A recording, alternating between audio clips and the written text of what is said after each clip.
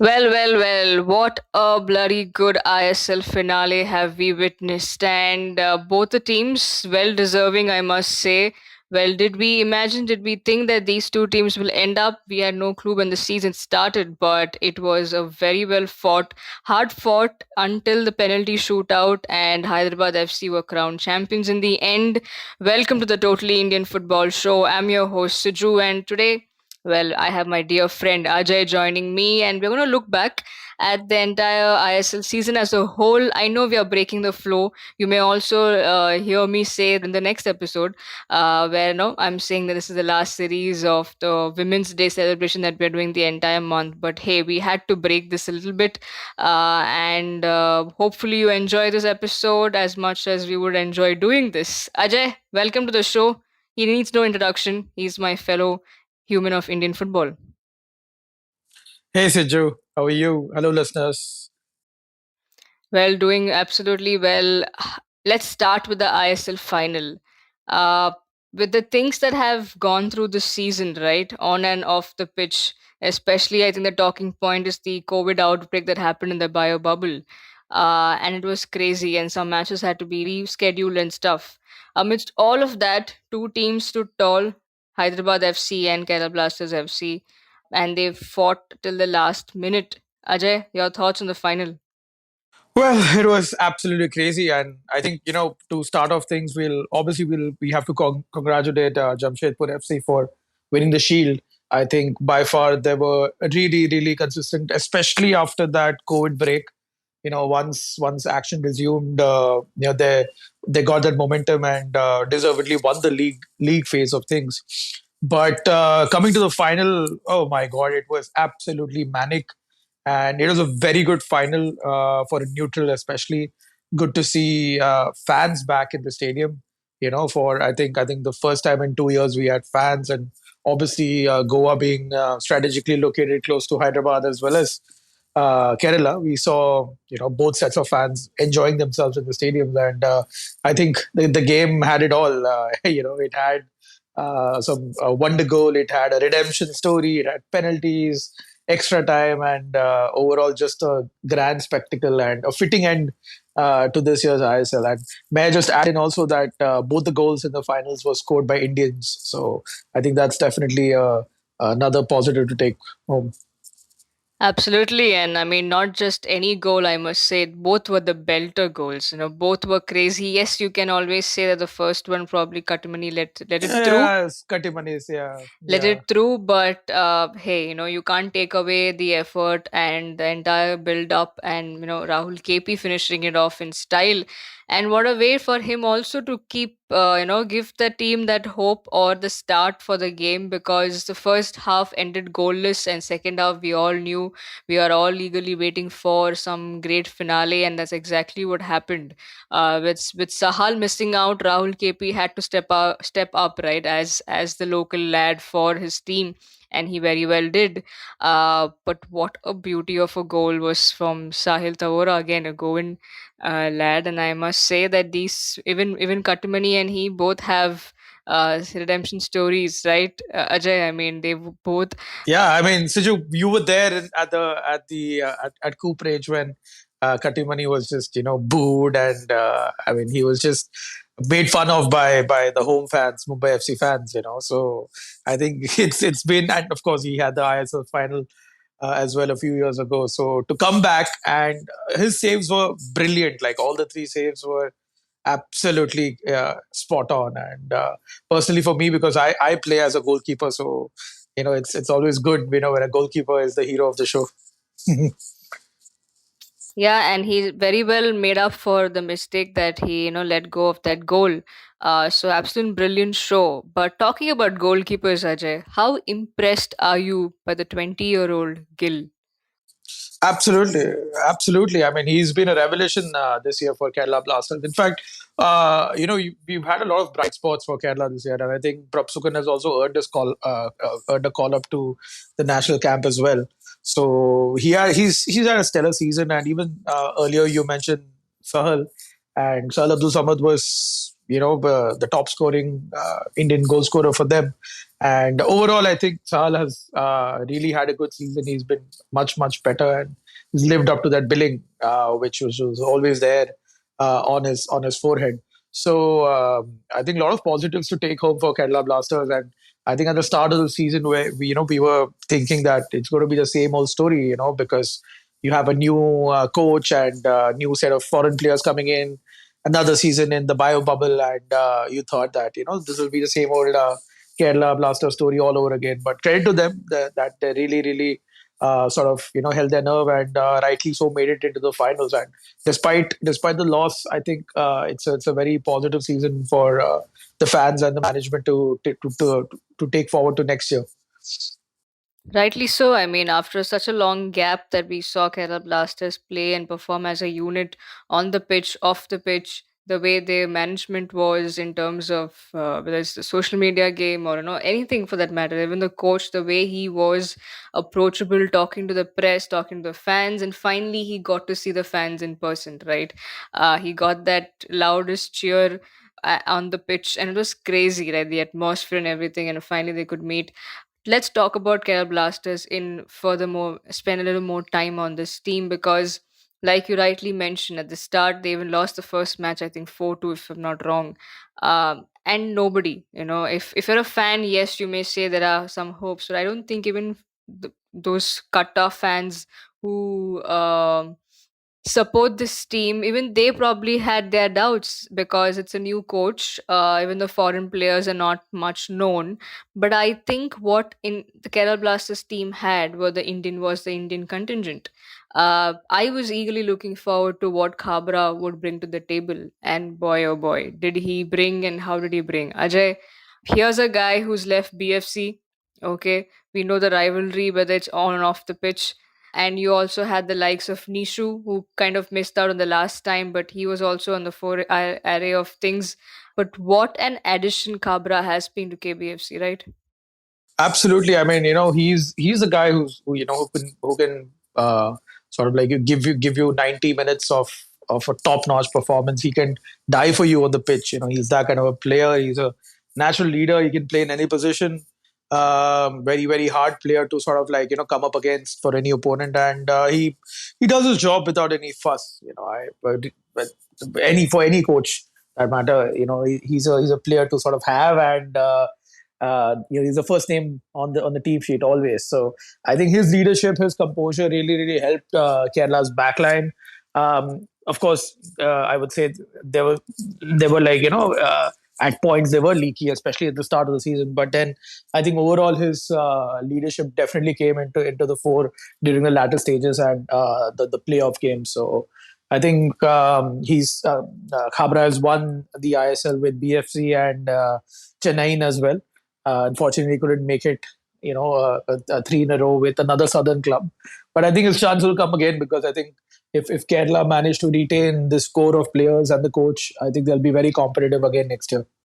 Yeah, I think that's my next point that I was coming to, that how important and key it is for this team to stick around, if not all, at least the core with Indian and the foreign contingent. Because even Luna was a fan favorite, and Vasquez and people like these guys have given goals which are like going to be etched in your memory, and I'm sure even the international football handles have shared them. So it's been a crazy one for them. So how important do you think, because you've seen in the past KBFC continuously keep changing their coaches and keep doing their combination permutation, but I think this is the time that they give this particular team and this particular coach one more season and see how things go, right? Absolutely. I mean, Luna, for that matter, I think he only seems to score golazzos and bangers all the time. Can't score a normal goal. But but yeah, I mean, you've seen this like this year. You've seen this with Mumbai City. Right towards the end, they announced that Lovera was leaving, and that impact was eventually felt as this year Mumbai really sort of were underwhelming this year. But with Kerala, given their past, they desperately need to give this coach another year and try to retain at least the vast majority of the players. I don't think so. They're a selling club per se, I think they can manage to hold on to their gems, which they should, and lay a foundation to next year and try to probably go all the way and win the Shield next time.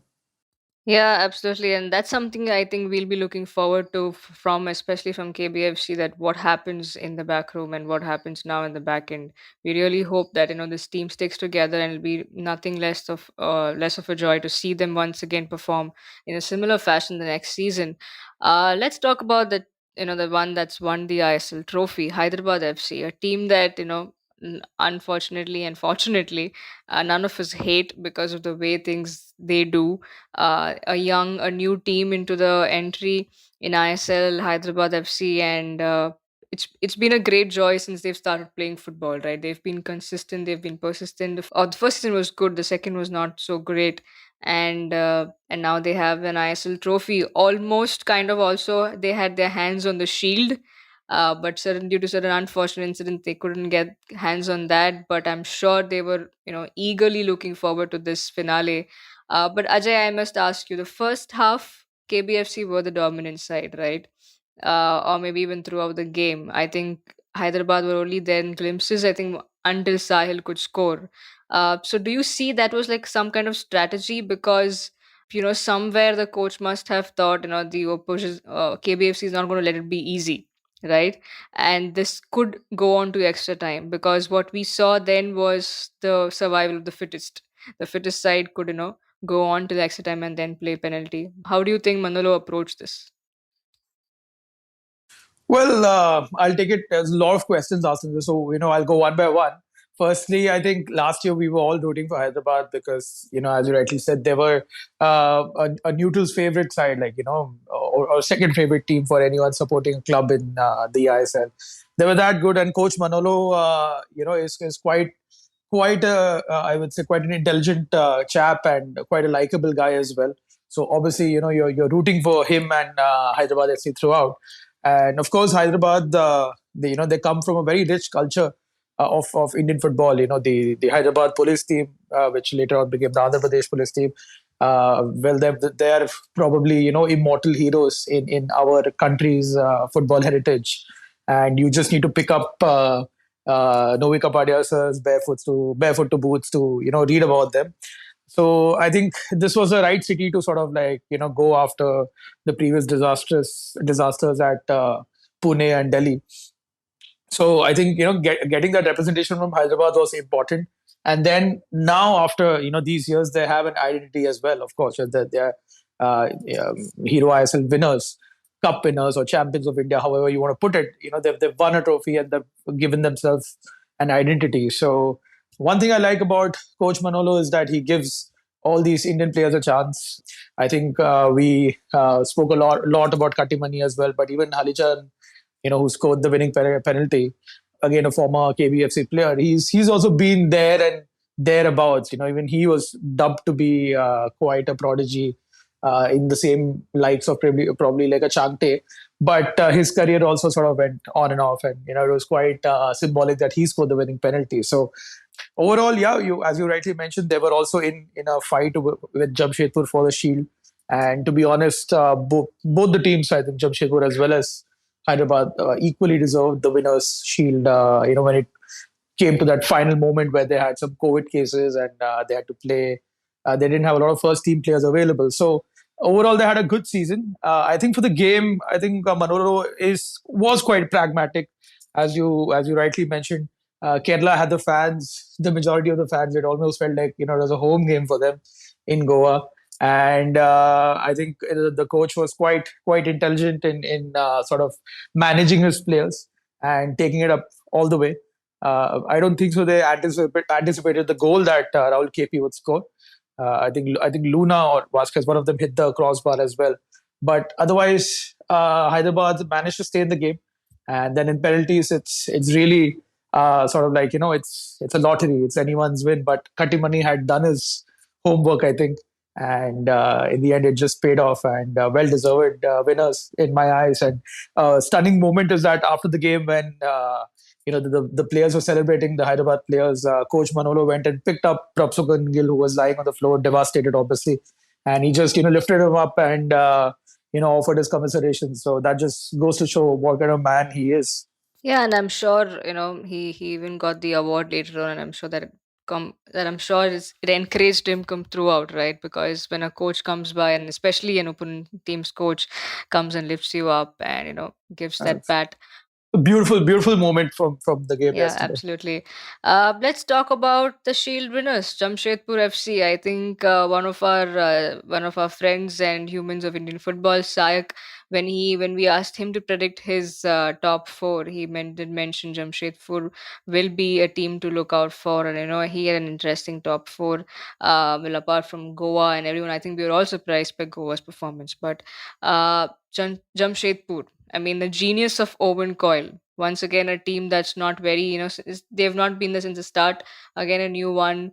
They've also had a shaky start and shaky seasons throughout, but finally, they came, they saw, they conquered. How was the season like? What do you think when you look back at it? How do you see Jamshedpur? Yeah, I think they were the team that surprised us the most. Pre the COVID outbreak, they were there and thereabouts to the top four, the playoff, playoff places. They were sniffing about and trying to make the claim and getting into the top four. But after that, I think it's kudos, absolute kudos to Owen Coyle as well. He's had his fair share of battles here in India, and he's been a tough guy on the pitch as well. He's a proper Scotsman, and he demands a lot from the players. And I think Jamshedpur, well, they've had a roller coaster season, and at the end of the day, it was clear daylight between them and the chasing pack. So absolute kudos, and once again, Jamshedpur are a team who give the Indian players a chance, and it was good to see a lot of them shining through. And end of the day, I think I don't think so anyone can complain. After they won the league, I think they were superior than most of the other teams in the ISL, and well deserved winners. And I think now they have to play a playoff game to get into next season's AFC Champions League, if I'm not mistaken. And if they manage to do that, it'll be great to see Jamshedpur flying the Indian flag in Asia. Yeah, and talking about, Champions League and AFC Cup, Mumbai City are gearing up as well for their campaign that because they won the last time, both the Shield and the ISL trophy. We'll come to Mumbai City in a bit, but, talking about ATKMP, that's the other team, the fourth team that was there in the playoff. In mid-season, they had a lot of things going on, right? Since the start, they had a change of coach. I personally didn't expect them to come back and claw back their way into top four, but they did, and they did play once again till the end. But Jamshedpur was a better side. Your thoughts on ATKMB? I mean, do you see Juan and continue there, and how do you see things going ahead? Yeah, I think So this squad of players is still under Habaz's imprint. He's got. I mean, they've got Habaz written all over them. So Juan Fernando needs time. He needs a transfer window to get his players. And ATKMB obviously we know have no issues with signing players. So I think what Juan Fernando asked, he shall receive. So it'll be very interesting to see because we've seen Habaz's style of play, which is quite, I would say, not defensive, but then he prefers keeping the defense firm and locking up the opponent. Whereas Juan Fernando during his Goa stint, we've seen him play a very expansive style of play, especially in the ISL. He's a coach who likes more of a fluid attacking way of football. So obviously the mid-season change didn't help, but ATKMB being ATKMB were always there, there or thereabouts, and they were quite inconsistent towards the end. I think they drew and lost a few games which they should have really won. And of course, individually in every department, I don't think so. The embarrassment of riches that they have is always going to be quite abundant compared to the other ISL clubs. So expect them to come back. Expect them to reinforce and probably offload a few players who don't fit the coach's philosophy and bring in some exciting attacking players. And the only bright spot for them, I think, is the form of Liston Kolako. I mean, he was just magnificent. I mean, again, a guy who would just score brilliant goals, And I think this is the time where we should finally see Liston starting every national team game henceforth. I mean, I don't see any reason why Igor should really bench Liston anymore. I think given the season that he's had for ATKMB, he deserves that national team call up. So apart from that, I think they've been very disappointing, and they'll be gearing up next year, and they'll be targeting winning everything again. Yeah, what a season it has been for Liston. I think that guy just plays as if he feels no pressure, and with the ease that he scores goals and takes those ball and makes sure that it meets the net. That's absolutely a treat to watch. Talking about a team that we all, I mentioned quite a bit earlier that all of us thought that they would, this is their season, FC Goa, right? But they finished at the bottom of things, and it was not a very good sight for them. They did try in between, to at least claw back, but things are not going. Nothing went wrong, right in their according to their ways. So, Ajay, how do you see FC Goa going ahead from here on? All of y'all, not me. My top four predictions were very different. Although I didn't expect either Jamshedpur or Hyderabad to end up as winners, but FC Goa were not in my original top four. But yeah, I mean, I think they had to consolidate. They had a very poor start, and obviously, Juan Fernando jumped ship, as if you may call it. It was quite weird that the owner had to come out and put out a tweet. And I mean, a lot of things happened this year. I mean, the off season, or rather off the pitch season in the ISL also had its own sort of like timeline. But obviously that's a whole topic for a different podcast. But I think it was destined to doom. I mean, eventually, Goa really were quite poor, and uh, yeah, I mean, they had a few moments here or there, but they were out of the top four race for sure. Very very disappointing season for them, and it's. I mean, we wait and watch to see if they go out and bring another foreign coach, or stick to their tried and tested philosophy with Derek Sir. I mean, it all now goes to the off season, and we'll see what happens there. Obviously, they'll be sort of wounded, and they would be wanting to bounce back. And yeah, it's just a fascinating treat now to see where FC Goa goes next. Yeah, I think one team that we probably wouldn't talk too much about because we have no clue about how they function off the pitch in terms of will they even be there, because they're always in the past 2 years they've always been a team that's formed in towards the end of things. I'm talking about East Bengal, so a lot is going on over there. I think once we get more clarity and once we get probably an expert who can talk in detail about the whole situation there, we'll talk about that particular team. But I think it was a decent, I mean, a better v- performance as compared to the last one, at least. So definitely, probably if things get better in terms of the management, the ownership, we may get more clarity in terms of how they would perform on the pitch. Now, going further to Odisha FC, a team that really surprised all of us. I think some of us were even looking forward to how they would perform because we knew Coach Pradyum had done some works with the team. So, how do you gauge this Odisha FC team, and what do you think can we expect? Probably going ahead. I think we can really expect them to push for the top four, although I don't know that they're there yet at the moment. But of course, Jerry with another fruitful year, and I think finally he has caught the eye of the national team scouts. So Odisha, well, they'll have to sort of like build on this, and they need to sort of go in smartly next year, recruit smartly, and try to push on, and make themselves, I would say, a regular in the mid table with an aim of pushing in the top four. And knowing how this league is, it's quite unpredictable. And you've seen it this year with the likes of Jamshedpur and Hyderabad. They had a few consistent seasons under the belt. They were not underwhelming, or they weren't very brilliant, but they were solid and consistent. And I think that's the blueprint that Odisha also need to follow, and retain their stars, the likes of Jerry, and the foreign signings that they have. And even I would say the overall, I think the Watford influence really helped them as well in the back end.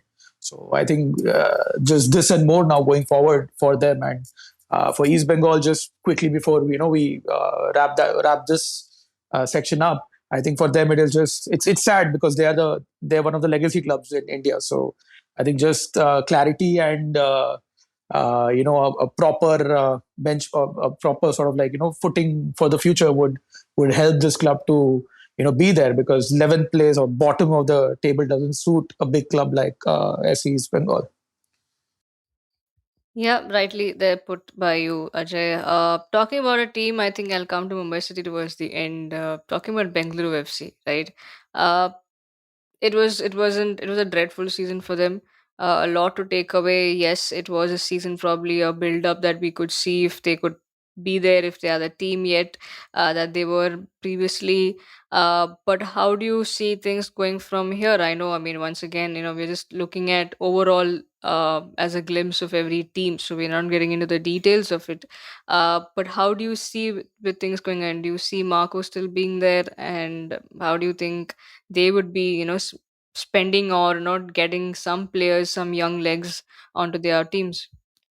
Yeah, I mean, yeah, at the start of the season, I remember when you guys were recording the preview, and although Marco has got an Italian name, I kept on telling you guys that he's more German in his approach than Italian. So with Germans, you would see that consistency and the discipline and hard work, and I think it took them some time, but we saw what a small glimpse of how Marco wanted his team to look and play. And during that time, BFC did have a good string of results, and we thought that they might sneak into the top four. But towards the end, again, they lost a bit of gas. And the bright spot for them obviously was Roshan. And I think he's been called up to the national team as well. And of course, Danish as well. Danish settling in from the I League into the ISL quite well. Yeah, of course. And the long term question is, where are they going to get the goals from once Chetri is not getting any younger? But BFC as well. I guess we saw a few glimpses of the best version of, or not the best version, but at least a version that Coach Marco feels that it is his best version this season, and they'll build on that, and don't write them off next year as well. Well, let's finally come to the city that you're in right now, and I'm not. Mumbai City FC. Well, I must say that I'm recording this from straight from my parents' new home in Kerala. So, guys, if you're around, do come say hi. You were in the best place, Siju. I mean, I'm sure Kerala would have been a carnival yesterday, at least before the match started, the final started. Yeah, yeah. I made sure my folks in the house are watching the game, so that was quite a carnival as well. But yeah, places around my place also there were, but yeah, I was at home. But it was a crazy time across states and across districts in the state. Let's come to Mumbai City as they are now preparing. Well, they finished fifth on the points table, if I'm not wrong, and they are currently now preparing in a training camp in Abu Dhabi for the AFC Champions League. Ajay, we know Des Buckingham. We were calling the the Des ball is it was working. They were doing pretty well, but there were a few things here and there. So how do you see now? This is big, but I'm sure Des has worked in the Australian league, so he's not very new to such kind of challenges. But at the same time, how do you see Mumbai City FC with this team under Des doing at AFC Champions League? I hope they do as well as Goa did, because Goa, although they didn't win any games, I think, but they made us proud. And I think at this moment, that's what we're looking out for. Where that the Indian flag is made sort of relevant in the Asian competition. I mean, to get points or get wins, of course, those things will come. But at this stage, it's just sort of solidifying your credibility at this stage. And a similar thing to Des as well. I mean, a last minute appointment that was the start of the season. Quite a surprising one. I don't think so anyone anticipated that Lobera would leave, Mumbai City FC. But obviously, the City Football Group function in a very different way.